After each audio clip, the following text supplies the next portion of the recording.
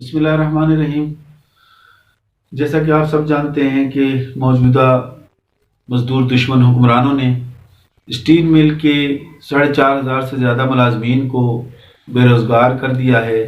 اور جبری طور پر اپنی نوکریوں سے برطرف کیا ہے، جو کہ انتہائی قابل مذمت اقدام ہے۔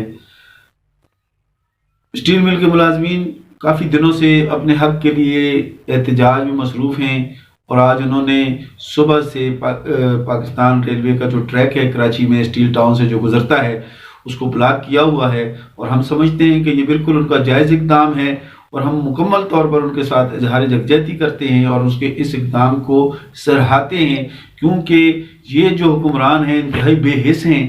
یہ لوگ 1 کروڑ نوکریاں دینے کے وعدے پر حکومت میں آئے تھے، اور یہ وہی لوگ ہیں جو اسٹیل مل کے پاکستان گیٹ پر جا کر اسٹیل مل کے ملازمین کو یہ کہتے رہے ہیں کہ ہم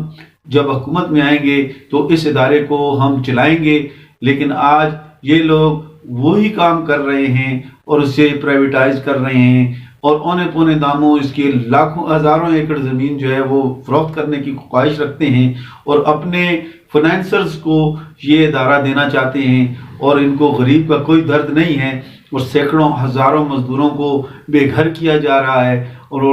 بے روزگار کیا جا رہا ہے، اور ہم اس کی شدید مذمت کرتے ہیں۔ اور میں عمران خان صاحب سے یہ اپیل بھی کرتا ہوں اور درخواست بھی کرتا ہوں کہ آپ جو وعدہ لے کر آئے تھے کم از کم اس وعدے کو پورا کریں، اور کم از کم جو ملازمین ہیں اگر نئے آپ بھرتی نہیں کر سکتے تو کم از کم جو لوگ پہلے سے روزگار پر لگے ہوئے ہیں ان کے پیٹ کو نہ کاٹیں، ان کے بچوں کو اس کے منہ سے نوالا نہ چھینیں،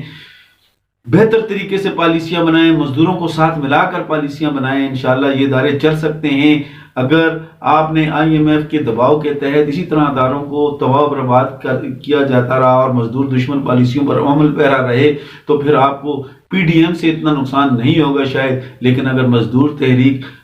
اٹھ گئی اور تمام اداروں کے ملازمین ایک ہو کر میدان میں نکل آئے تو پھر آپ کو گھر بھیجنا مشکل نہیں ہوگا، پھر آپ کو کوئی بھی سپورٹ نہیں کر سکے گا۔ اس لیے ہم آپ سے امید رکھتے ہیں کہ فوری طور پر اسٹیل مل کے تمام ملازمین کو بحال کیا جائے، اور جو اداروں کی نجکاری کا سلسلہ شروع کیا ہوا ہے اسے فوری طور پر روکا جائے،